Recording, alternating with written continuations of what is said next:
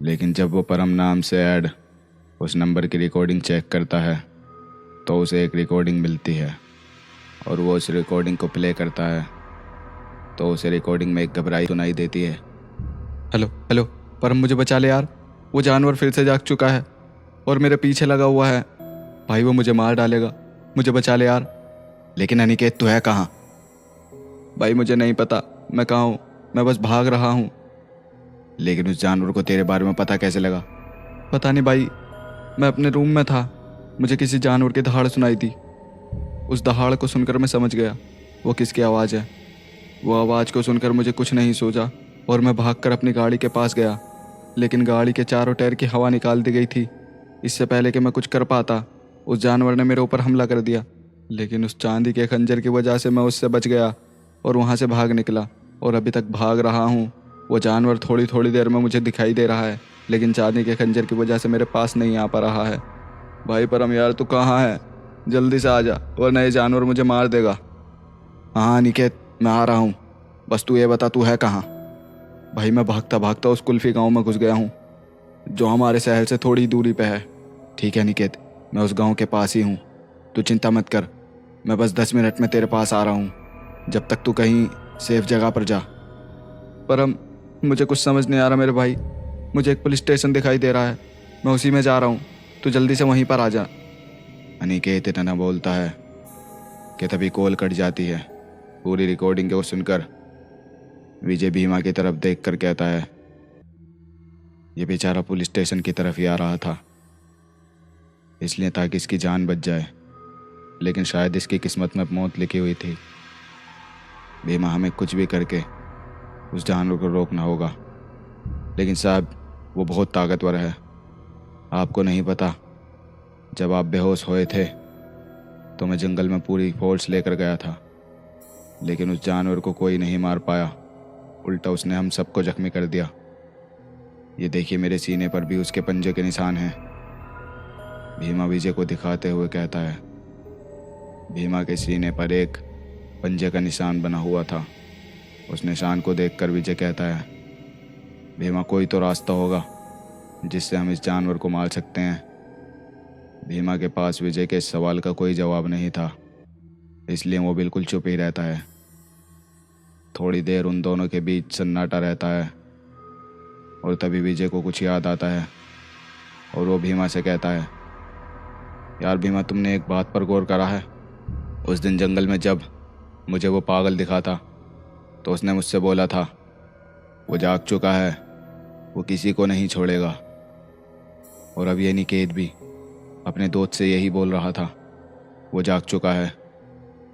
इसका मतलब उस जानवर ने पहले भी हमला करा है, लेकिन या तो उसे मार दिया गया होगा या कैद कर दिया होगा। और अगर उसे पहले कैद करा गया है तो इसका मतलब उस जानवर को दोबारा भी कैद करा जा सकता है। बस हमें वो इंसान चाहिए जिसने उस जानवर को मारा था या कैद करा था।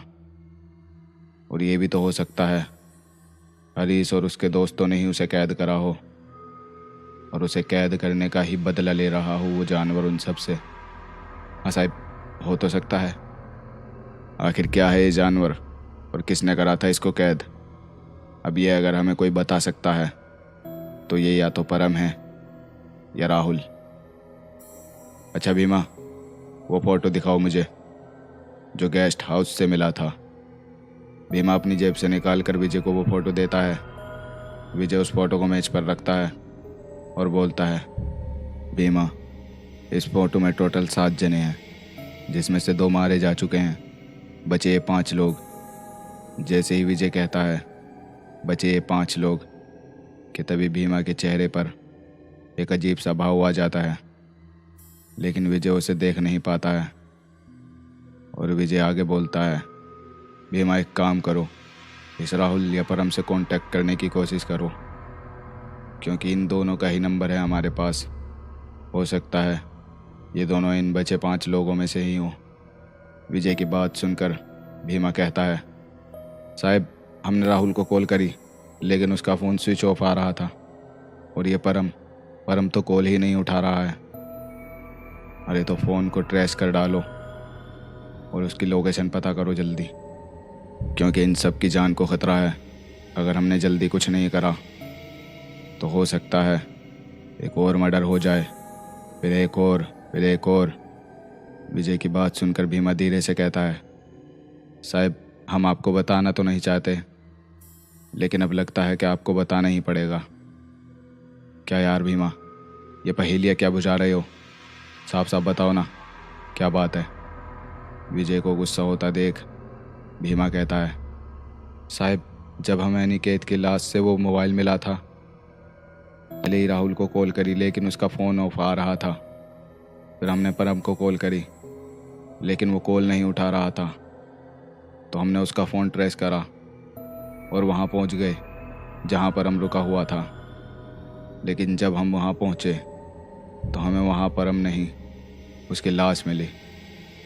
मतलब उसको उस जानवर ने पहले ही मार दिया था। एक और मर्डर हो गया है और तुमने मुझे बताया तक नहीं। साहब हमें डॉक्टर ने मना करा था, आपको ऐसी कोई भी बात नहीं बताई जाए जिससे आपके सर पर जोर पड़े। शट अप भीमा, अपना मुंह बंद रखो। विजय को गुस्से में देख भीमा बिल्कुल चुप हो जाता है।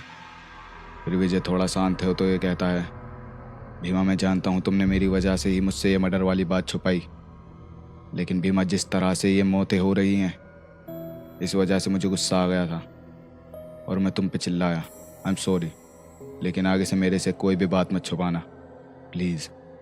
ठीक है साहब। विजय उस फोटो को देखते हुए कहता है, भीमा बताओ मुझे इस फोटो में से परम कौन है? साहब ये जो अनिकेत के बगल में खड़ा है ना, यही परम है। परम के बारे में जानने के बाद विजय उस फोटो पर उंगली रखते हुए कहता है, परम, हरीश और अनिकेत ये तीनों मर चुके हैं, अब बचे ये चारों, और इन चारों की जान को भी खतरा है। अब इन सब में राहुल कौन है हमें ये भी पता नहीं है, और राहुल के अलावा हमारे पास किसी और का नंबर भी नहीं है। भीमा परम की लाश जहाँ पर मिली है वहाँ पर कुछ और भी मिला था क्या, जिससे इस राहुल तक पहुँचने में हमारी कुछ मदद हो सके? हाँ साहब, उसके पास हमें एक ऐसा चांदी का खंजर मिला है और उसका मोबाइल मिला है, लेकिन उसके मोबाइल में बस अनिकेत का ही नंबर है, बाकी उसका पूरा फ़ोन खाली है। भीमा कोई तो रास्ता होगा इनमें से किसी के पास पहुंचने का। हाँ साहब, एक रास्ता है। साहब आप उस रवि को जानते हैं? हाँ वो हैकर। हाँ साहब वही।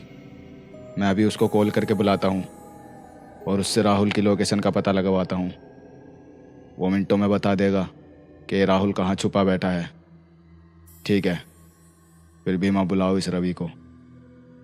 विजय की सहमति मिलते ही भीमा अपना फ़ोन निकाल कर रवि को कॉल करके थाने आने के लिए कहता है। तभी भीमा को कुछ याद आता है और वो उछलते हुए कहता है, अरे हाँ साहब, आपको एक बात बतानी तो मैं भूल ही गया। उस दिन आप मुझसे ITS कॉलेज के बारे में पूछ रहे थे ना, मैंने उसके बारे में जानकारी निकाली है। साहब वो कॉलेज तो बंद हो चुका है, लेकिन उस कॉलेज का प्रिंसिपल आज भी उसी शहर में रहता है, जिसका नाम है संजय चौधरी। भीमा की बात सुनकर विजय उसके कंधे पर हाथ मारते हुए कहता है, वेरी गुड भीमा। फिर विजय थोड़ा सीरियस होकर बोलता है, भीमा हमारे पास टाइम बहुत कम है, इसलिए एक काम करो, इस संजय चौधरी की लोकेशन मुझे दो। मैं इस संजय के पास जाता हूँ और तुम रवि के साथ मिलकर इस राहुल का पता लगाओ। लेकिन साहब आपकी तबीयत ठीक नहीं है, आप अकेले कैसे जाओगे? मैं ठीक हूँ भीमा, तुम मेरी चिंता मत करो। टाइम की वैल्यू को समझो और जैसा मैं कहता हूँ वैसा ही करो।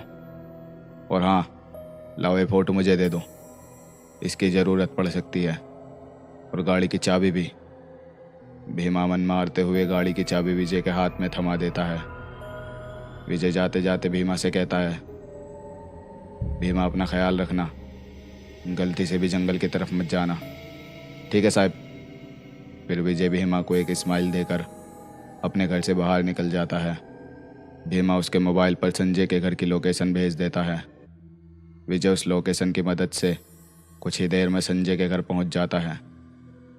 विजय संजय के घर के आगे अपनी गाड़ी लगाता है और गाड़ी से उतरकर वो संजय के घर की बेल बजाता है। फिर विजय वहीं खड़ा होकर गेट खोलने का इंतज़ार करने लगता है। तभी कुछ मिनट बाद एक बूढ़ी औरत गेट खोलती है और विजय को सामने खड़ा देख उससे कहती है, जी बोलिए, आप कौन? विजय अपना इंट्रो देते हुए कहता है, जी मैं इंस्पेक्टर विजय, क्या मैं संजय जी से मिल सकता हूँ?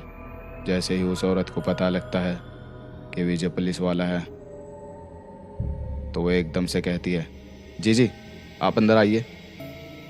विजय अंदर आता है। वो बूढ़ी औरत विजय को वहीं रखे सोफे पर बैठने को बोलती है और खुद जाके उसके लिए गिलास में पानी लेकर आती है और पानी देते हुए कहती है, बेटा संजय जी अभी वॉशरूम में गए हैं, बस वो अभी आते ही होंगे, जब तक मैं आपके लिए चाय लेकर आती हूँ। अरे नहीं नहीं आंटी जी, परेशान मत होइए, मैं बिना चाय के भी इंतज़ार कर लूँगा।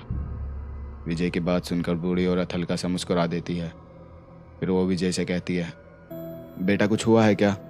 आप अचानक से हमारे घर आ गए, हम बूढ़े बुढ़िया तो अब कुछ भी नहीं कर सकते। अरे नहीं नहीं आंटी जी, आप परेशान मत होइए, ऐसा कुछ नहीं है।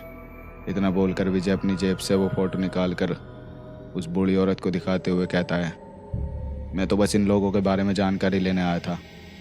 ये पहले उसी कॉलेज में पढ़ते थे जिस कॉलेज में संजय जी प्रिंसिपल थे। विजय की बात सुनकर वो बूढ़ी औरत कहती है, क्यों बेटा, इन लोगों ने कुछ कर दिया है क्या? विजय लंबी सांस लेते हुए कहता है, इन्होंने कुछ करा है या नहीं ये तो नहीं पता, लेकिन इन लोगों के साथ बहुत बुरा हो रहा है। विजय इतना बोलता है कि तभी उस घर में किसी कमरे से किसी आदमी की आवाज़ आती है जो किसी को बुलाते हुए कहता है, मधु इधर आओ। इस आवाज़ को सुनकर वो औरत बोलती है, अच्छा बेटा रुको मैं आती हूँ, वो नहा लिए हैं, मैं उन्हें लेकर आती हूँ। इतना बोलकर बुढ़िया वहीं पास में एक कमरे में चली जाती है और कुछ देर बाद एक बूढ़े आदमी के साथ बाहर आती है। वो बूढ़ा आदमी व्हील चेयर पर बैठा हुआ था। उस आदमी को देखते ही विजय अपनी जगह से खड़े होते हुए उस आदमी को नमस्ते करता है। वो आदमी विजय के पास आकर उसे बैठने का इशारा करता है। विजय फिर से सोफे पे बैठते हुए कहता है, जी मेरा नाम इंस्पेक्टर विजय है और मैं एक केस की तहकीकात करने के लिए आपके पास आया हूँ। हाँ विजय, मधु ने मुझे बता दिया है, बताओ किस तरह से हम तुम्हारी मदद कर सकते हैं। संजय की बात सुनकर विजय उसको फ़ोटो दिखाते हुए कहता है, क्या आप इन 7 लोगों को जानते हैं? संजय अपना चश्मा ठीक करता है और उस फ़ोटो को गौर से देखता है।